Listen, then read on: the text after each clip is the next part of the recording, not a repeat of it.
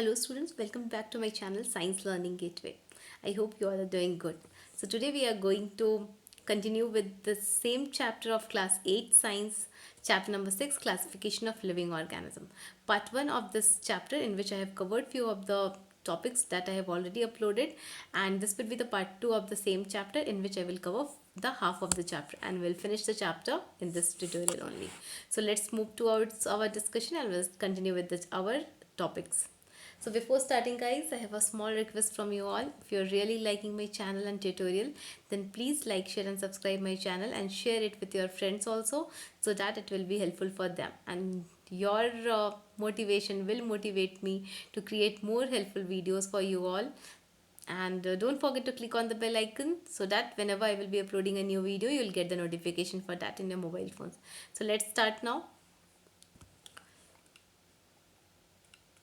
In the first part of this tutorial, I have told you about the various contribution of what is classification, what is taxonomy, about the contribution made by different scientists like Charaka, Aristotle, and Parashara, Linus. About those things we have read. About the 7 levels of classification also we have read. Binomial nomenclature, that is naming that name of an organism on the basis of the scientific name. Two names are given, genus and species. For example, for man the scientific name is Homo sapiens. For mango it is Mangifera indica. Those things we have read. Next we have read about the systematic position of human we have read according to the 7 levels, and systematic position of mango we have read. Today we are going to start from system of classification, from two kingdom system to five kingdom system. All the systems will read one by one. Systems of classification. Classification of living organism is probably as old as human civilization. From the time from where humans are there in the earth, from that time only classification of organism has been also started. It is as old as human civilization. Earlier, what was going on, that the plants and animals were divided on the basis of their utility. Utility means on the basis of their uses. For example, plants were divided into edible and non-edible. Edible means which can be eaten, non-edibles which cannot be eaten. According to that, animals are also classified as useful and harmful. Some of the animals are very useful to us, like cows, buffaloes, horse, camels. Okay, and some are harmful also, like lion, tigers. They are very harmful. They cause harm to us. Discoveries of new organisms have led to the periodic revision of classification from two kingdom system to five kingdom system. But previously what was there? Only two kingdom system was there. But after that what happens?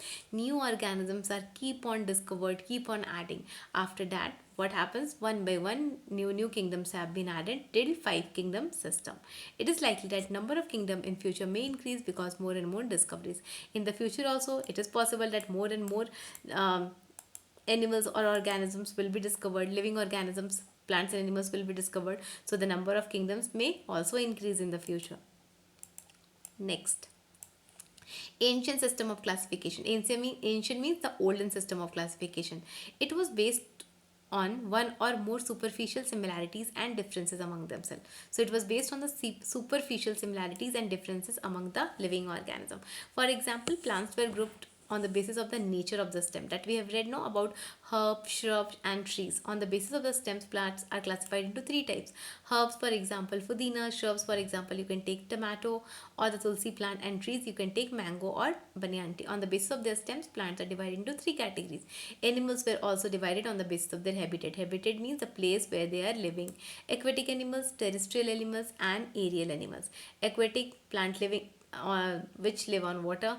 Terrestrial animals are those animals which live on land, and aerial animals are those animals which live on air. This type of classification led to the inclusion of unrelated organism in one group. But if we will take these type of classification, then it will be little difficult, because some of the organisms don't have some common relationship, then also they are placed in same group. We can take for example earthworm and tiger. Both are terrestrial animals, both live on land, but there are many features which are different for earthworm and tiger. For example, earthworm respire with the help of skin, but tiger respire with the help of lungs. Next, what we can say, Backbone difference also we can take. Earthworm backbone is absent, but in tiger backbone is present. Next, mode of nutrition is also just different in earthworm and tiger. There are so many differences. Then also they are placed in the same group, that is in the terrestrial animals group. So it was, this system of classification has some demerit. So the next system came up with its ideas. The next system is natural system of classification, also known as modern system of classification. Okay, let's see what were the points given by natural system of classification. This was put forth by Parashara and Aristotle, and was mainly based on superficial characteristics. Invention of microscope helped to understand even the minute similarities and differences between the organism. Okay, after the discovery of microscope, the scientists can study about the little small differences between the organisms also, because with the help of the microscope, because they can see the organisms clearly in the microscope. This led to the systematic and scientific approach to classification and the development of modern classification. It is also called natural system of classification. Because of the discovery of the microscope, it was possible to study the similarities and differences of the living organism, and this led to the development of modern classification. Has some merits. Modern classification has some of the merits. It included all the related organism in one group and shows relationship with regard to habitat, life processes, and mode of reproduction. What this modern classification did, they have placed all the organisms which are sharing the common features in one group.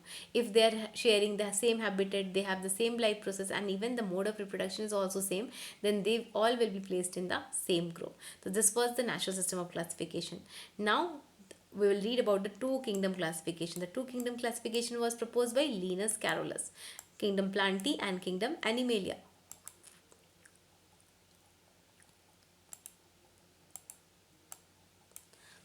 One of the earliest system of classification, the modern system, was these all system which we are reading now, two kingdom, three kingdom, four kingdom, five kingdom, they are all the results of the modern classification. Modern system means these things will read under modern system only. So the first classification of the modern system was two kingdom classification. Okay, it was introduced by Carolus Linus. So the two kingdom classification was introduced by Carolus Linus in the year 1758. It lasted for about 100 years. Linus classified the living organism under two kingdoms. Okay, what were the name of the two kingdoms? Kingdom Plantae and Kingdom Animalia. In Kingdom Plantae, he has given place to all the plants, and in Kingdom Animalia, all the animals were kept in Kingdom Animalia. From the name you can understand, Plantae means all the plants, Animalia means animals are kept in this one. As the diversity among the living organism became more and more evident, Linus classification was revised. After that, what happened? New organisms were keep on discovering. Diversity is increasing around us. So Linus classification was again revised, means new system of classification again came up with its ideas. Linus introduced mushroom in Kingdom Plantae. Okay, what he did? He introduced the mushroom which we are eating. Okay, that he introduced in Plantae. But mushroom do not synthesize the food like plants. Plants are able to prepare their own food, but mushrooms cannot prepare their food because they don't have chlorophyll. They depend on dead and decaying matters for the food. But then also Linus has placed this mushroom in the Kingdom Plantae.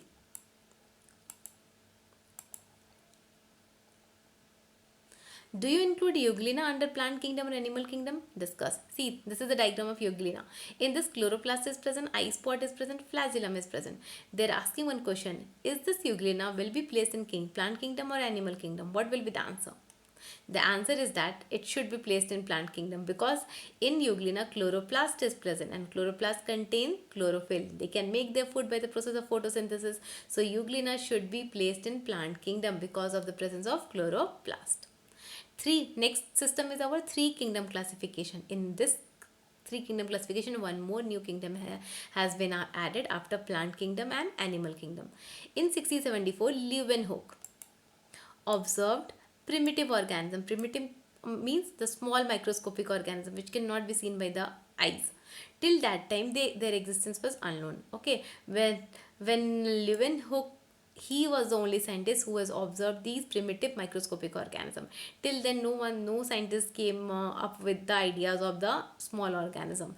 To give a right place to such organism, Ernst Haeckel in 1866 proposed a third kingdom.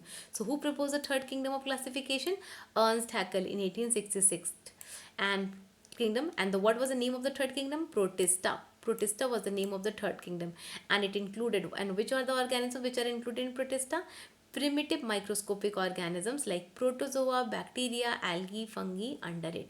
So very small microscopic organism. Microscopic means which are very small in size, like protozoa, bacteria, algae, and fungi were kept in this kingdom Protista. This was a third kingdom of classification. This is a diagram of Paramecium, and this is a diagram of one of the fungus, Agaricus. Next, we have the fourth kingdom of classification. In this one, more new kingdom has been added. The development of microscope and electron microscope in particular reveal an important distinction between organism containing cells with a definite nucleus and organism containing cells with a definite nucleus, without a definite nucleus and with a definite nucleus. It means when the microscope or the electron microscope were discovered, after that what happened, there was a very distinctive means there was some differences. Because of those microscope, it was very helpful to understand the organisms which are having a definite nucleus. Definite means which are having a proper nucleus, and the organisms which are not having a proper nucleus. So the organisms which do not have a definite nucleus are called prokaryotes. Even they don't have a proper cell membrane or the proper nuclear membrane also. So these organisms do not have a definite nucleus. These are called prokaryote. And the organisms which are having a proper nucleus or a definite nucleus are called eukaryotes. You have to remember this one. The organisms which do not have a definite nucleus are called prokaryotes, and the organisms which have a definite nucleus are called eukaryotes. To accommodate prokaryotes, Copeland added another kingdom called Monera. Since prokaryotes were not given any place in that system of classification, so the scientist Copeland added one new kingdom called Monera, and he proposed the four kingdom classification. So Copeland was a scientist who has proposed the four kingdom classification, and he has added the kingdom Monera in it in the year 1966. And what are the organisms which are included in Monera? He included bacteria, one of the most primitive algae called blue-green algae under his kingdom. Okay, bacteria and blue-green algae was placed in the kingdom Monera, and because both of them exhibit prokaryotic type of cells, means they do not have a definite nucleus. Okay, since they do not have a definite nucleus, they are placed in the kingdom Monera. Bacteria and blue-green algae, you have to remember this one. Okay, and in Protista, what were the organisms present? Protozoa, fungi, algae, those organisms were present in Protista. Blue-green algae, also known as cyanobacteria. This algae was also placed in this blue-green algae is also known as cyanobacteria. So you can write cyanobacteria also in that place. Now the four kingdom included by Copeland were Monera, Protista, Plantae and Animalia. So he has included Protista in his four kingdom classification. And the last one. This is the diagram of bacterium, and this is a diagram of nostoc, that is blue-green algae. It is one of the example of blue-green algae, nostoc. And the last kingdom is five kingdom classification, and this is the last topic of this chapter also. Plants synthesize their own food. We all know that plants can make their own food by the help of photosynthesis. Okay, plants make their own food by the help of photosynthesis using carbon dioxide, water, sunlight and chlorophyll. But fungi, unlike plants, do not synthesize their own food, but these fungi cannot make their own food. The difference between fungi and other plant was recognized by Robert Whitaker. The one scientist was there whose name is Robert Whitaker. He has given his ideas that fungi and plants have some uncommon features. Fungi cannot make their food, but plants can make the food. So he created one new kingdom that is called Mycota. In Mycota, he has placed all the fungi. In 1969, he included the fungi under it. The kingdom introduced by Robert Whitaker are, now what are the kingdoms? Now the kingdoms included by the Robert Whitaker are Monera, Protista, Plantae, Animalia and Mycota. These are the five kingdom of classification. In Monera, bacteria and blue-green algae were placed. In protozoa, algae, fungi, those things are placed. In plants, in Plantae, all the plants. In animals, all the animals. And in Mycota, only fungi are placed. Okay, so you have to remember these things, which are the organisms which are placed in each of the kingdom.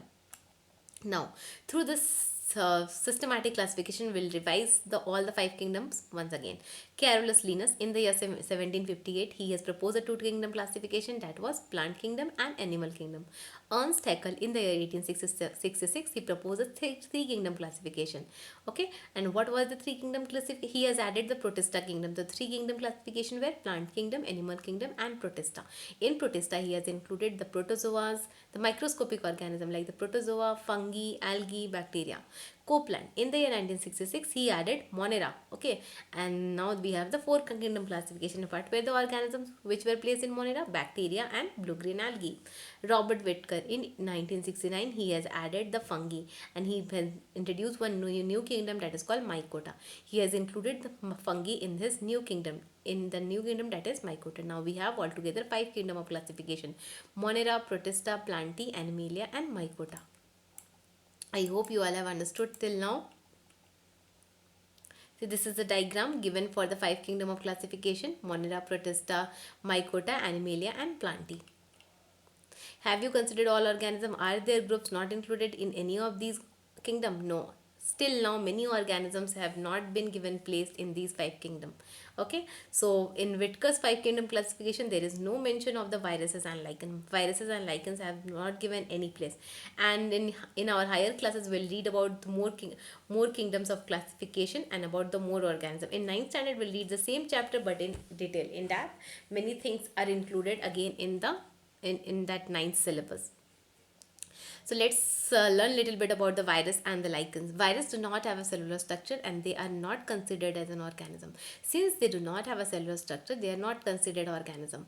Okay, they are not considered organisms. What they used to do, they go inside the living organism, means they can take the, they can go enter into the human body also, even the plant body or an animal body. Over there they will multiply and and they increase their number. They have genetic material, either RNA or DNA. Okay, they contain genetic material like RNA or DNA. What is the full form of RNA? Ribonucleic acid, and full form of DNA is deoxyribonucleic acid. These are the genetic materials carried by all living organisms. So virus also carries these genetic material, but they do not have a cellular structure, so they are not considered as organism. Viroids. What are viroids? They are smaller than virus. They have a free RNA without a protein code. They contain free RNA, but it doesn't have a protein code. Lichens. What are lichens? When algae and fungi will live together in a symbiotic association, the products which are formed is called lichens. They are mutually useful. Okay, so the lichens are the symbiotic association of algae and fungi. So this was all about this chapter. I hope you all have understood. If you have any doubt, you can comment in the comment section. And for the question answers, I will make a separate video and upload it soon. Read the chapter, go through the videos, both the videos, part 1 and part 2. And if you have any doubt, comment in the comment section. I will try to clear your doubt. Thank you for watching my channel, Science Learning Gateway. If this tutorial is helpful for you, share with your friends also. And if you really liked it, then please like it. And if you are new to my channel, subscribe my channel. You can also connect with me through my Facebook page. The description I will give in the link I will give in the description box. And don't forget to click on the bell icon so that whenever I will be uploading a new video, you will get the notification for that. Thank you for watching.